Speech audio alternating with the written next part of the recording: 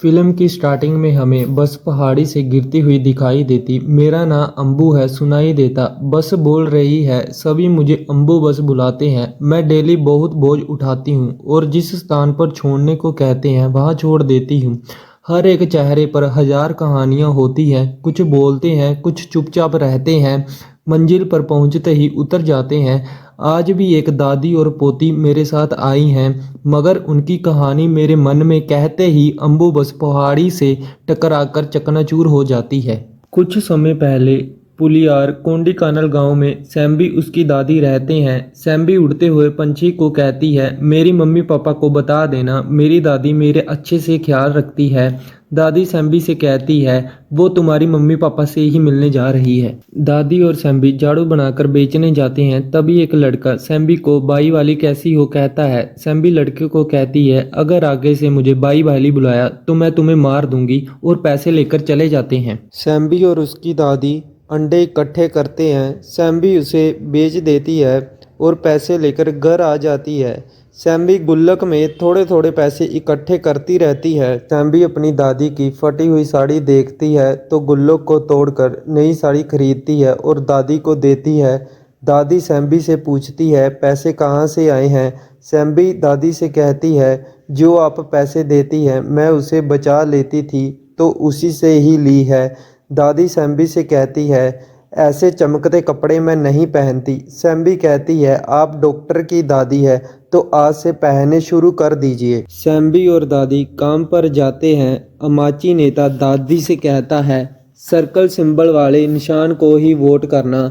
मिठाई देते हैं और सैम्बी से पूछते हैं किस कक्षा में पढ़ती हो। सैम्बी छठी कक्षा बोलती है। नेता सैम्बी से कहता है क्या बनना चाहती हो। सैम्बी कहती है डॉक्टर। नेता सैम्बी से कहते हैं दादी को कहना मामा को ही वोट दे, मैं तुम्हें डॉक्टर बना दूंगा। सैम्बी दादी को कहती है हम अमाची मामा को ही वोट देंगे, वो मुझे डॉक्टर बना देंगे। दादी कहती है तुम अच्छे से पढ़ाई करके ही डॉक्टर बन सकती हो। सैम्बी अपनी दादी को कहती है ऐसा क्यों कर रही हो, नीचे आ जाओ, हम इसे किसी चट्टान या पहाड़ से भी निकाल सकते हैं, पेड़ पर चढ़ना जरूरी है।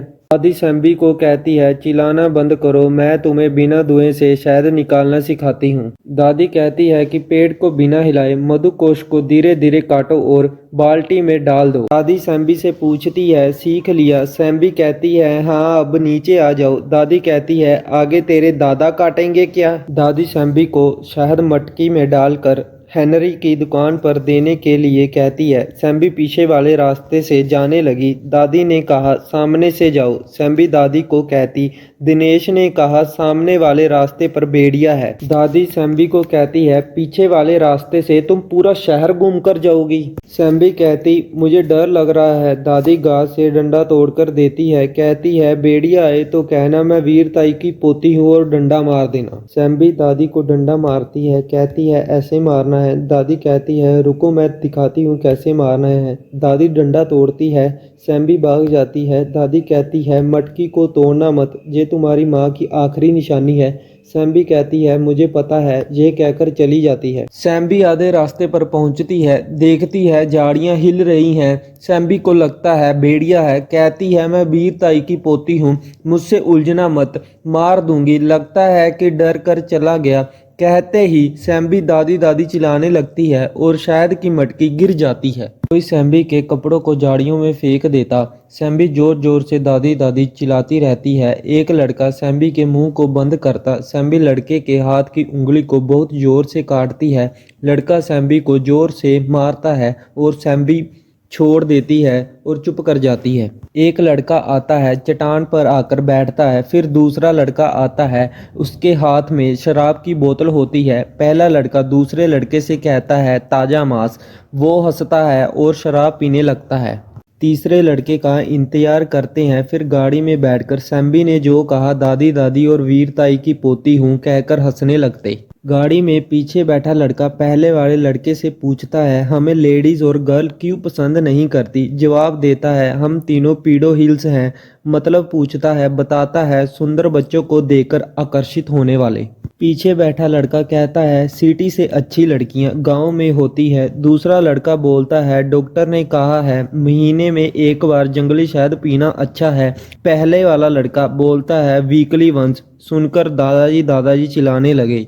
गांव के लड़के दादी को कहते हैं, सैम्बी को भेड़िए ने काटा है। दादी लकड़ियों को फेंककर देखने जाती है। दादी सैम्बी को उठाकर रोते हुए हॉस्पिटल में ले जाती है। दादी नर्स को कहती है, जल्दी देखिए। नर्स कहती है, डॉक्टर आ रही है, मैं एक्सीडेंट रिपोर्ट लिख लूँगी, आप बाहर वेट करें। डॉक्टर आती है, सैम्बी को देखती है। डॉक्टर बाहर आती है। दादी पूछती है, क्या हुआ। डॉक्टर नर्स से कहती है, ये कौन है। नर्स कहती है, ये लड़की की दादी है। डॉक्टर कहती है, जैसा आपने कहा भेड़िए ने नहीं काटा, गैंग रेप किया है। दादी मतलब पूछती है। डॉक्टर कहती है, 4-5 लोगों ने आपकी पोती का बलात्कार किया है। दादी ये सुनते ही शौक हो जाती है, इधर उधर घूमने लगती है। नर्स पुलिस स्टेशन में फ़ोन लगाती है। महिला पुलिस फ़ोन उठाती है, बोलने को कहती है। नर्स कहती है, मैं सिस्टर ग्रेस कोड़ीकानल गवर्नमेंट हॉस्पिटल से बोल रही हूँ। 10 साल की लड़की का गैंगरेप हुआ है।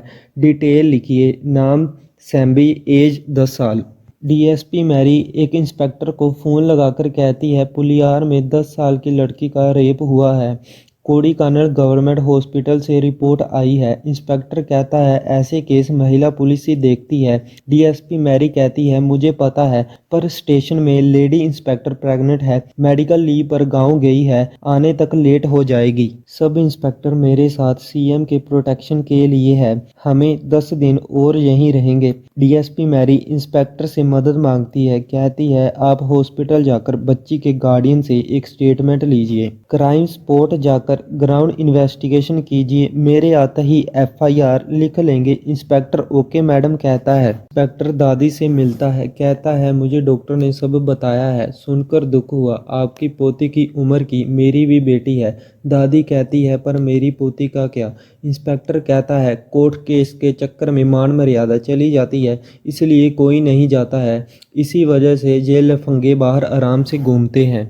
आप मुझे बताओ, मैं उनको पकड़वाऊंगा। नालू को वीडियो स्टेटमेंट लेने को कहता। नालू वीडियो स्टार्ट करता है। दादी कहती है, 24 तारीख को शहद लेकर भेजा था। इंस्पेक्टर क्राइम स्पॉट पर शहद वाली मटकी की फ़ोटो लेता, दारू की बोतल कैन एविडेंस के लिए लेता। देखता है पेड़ पर टाइगर सेंसियस कैमरा लगा है। नर्स आवाज़ लगाती है। दादी को कहती है, बच्ची ने आंख खोल दी है, आपको बुला रही है। दादी सैम्बी से मिलती है। सैम्बी दादी को कहती है, मुझसे माँ की आखिरी निशानी भी टूट गई, और रोने लगती है। दादी इंस्पेक्टर के घर के बाहर खड़ी होती है। इंस्पेक्टर बाहर आते हैं। दादी पूछती है, पता चला। इंस्पेक्टर कहता है, मैं आपके ही काम के लिए मैं पूरा दिन चक्कर लगा रहा हूँ, कुछ भी पता चलता है मैं आपको बता दूंगा। अगले दिन फिर से इंस्पेक्टर से पूछती है। इंस्पेक्टर कहते हैं, सेंसियस कैमरा फुटेज अभी आया है, सब करप्ट हो गया है, रिकवर करने में 2 दिन लगेंगे। अगले दिन दादी फिर से इंस्पेक्टर से मिलती है, पूछती है। इंस्पेक्टर कहते हैं, कल शाम तक फुटेज आ जाएगी, मैं आपको बता दूंगा। अगले दिन दादी पुलिस स्टेशन चली जाती। इंस्पेक्टर पूछते, इतनी जल्दी क्यों आ गई। दादी कहती, नींद नहीं आ रही थी। इंस्पेक्टर कहते, आज शाम तक फुटेज आ जाएगी, सबसे पहले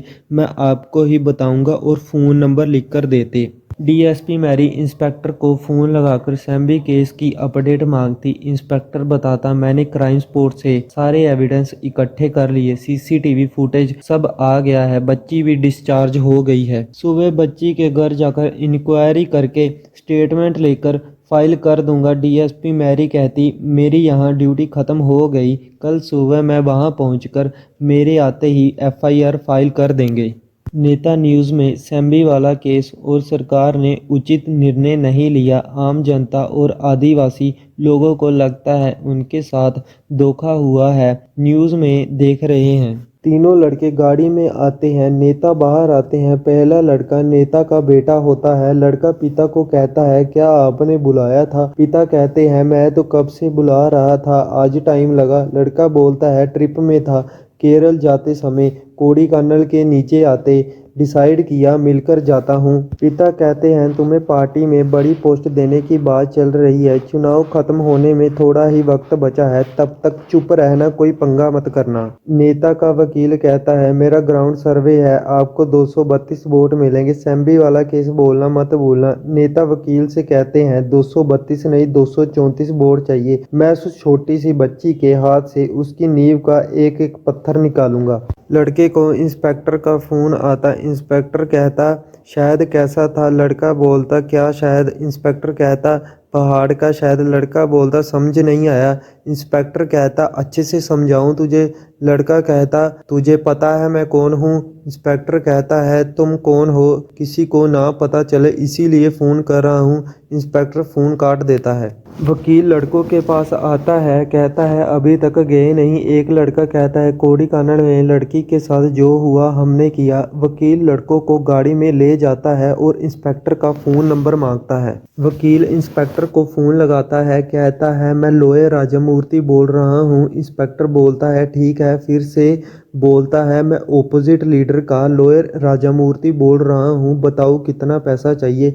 इंस्पेक्टर बोलता एक लड़के के लिए 1 CR, 3 लड़कों के लिए 3 CR चाहिए। लॉयर बोलता है ठीक है, एविडेंस कैसे लेने हैं। इंस्पेक्टर बोलता है 50% अभी भेज दीजिए, मैं अकाउंट नंबर देता हूँ, बाकी आप केस ख़त्म होने के बाद दीजिए, मैं एविडेंस आप जहां कहेंगे वहीं दे दूंगा। लॉयर पूछता है केस कैसे क्लोज करोगे। इंस्पेक्टर कहता है बच्ची की गार्डियन अभी बूढ़ी है, मैंने अभी तक स्टेटमेंट लिया है, FIR फाइल नहीं की है, कल मैं बूढ़ी से कोरे कागज पर साइन करा लूंगा, बच्ची को भेड़िए ने काटा है ऐसे लिखकर केस क्लोज कर दूंगा। लॉयर पूछता है बूढ़ी मानी नहीं तो। इंस्पेक्टर कहता है उसे ही क्लोज कर दूंगा। नेता जनता को कहता है जिसने भी बच्ची के साथ किया उसको सजा मौत मिलेगी। इंस्पेक्टर दादी के घर जाता है, दादी को लगता है इंस्पेक्टर अपराधियों को लेकर आ गया। दादी अपने पास डांट रख लेती है अपराधियों को मारने के लिए। दादी गाड़ी में देखती है, इंस्पेक्टर से पूछती है नहीं मिले। इंस्पेक्टर कहता मिल जाएंगे, सब्र कीजिए। मैं क्राइम स्पॉट पर गया था, कोई सबूत नहीं मिला, टाइगर सेंसियस कैमरे में भी कुछ नहीं मिला, लगता है सोच समझकर किया है। दादी पूछती है आगे हमें क्या करना चाहिए। इंस्पेक्टर कहता है केस वापस लीजिए, मैं आपको 50,000 रुपया देता हूँ, साइन कर दो। दादी कहती है पैसे देकर केस क्लोज करना चाहते हो तो आप जानते हो वो कौन है। इंस्पेक्टर कहता है वो बड़े घर के बेटे हैं, मैं कुछ नहीं कर सकता, साइन कर दो। दादी कहती है आपसे नहीं होगा तो मैं आपके बड़े ऑफिसर से बात कर लूँगी। इंस्पेक्टर कहते हैं बड़े ऑफिसर के पास जाने से भी कुछ नहीं होगा, वो तुम्हें कलेक्टर के पास भेज देंगे।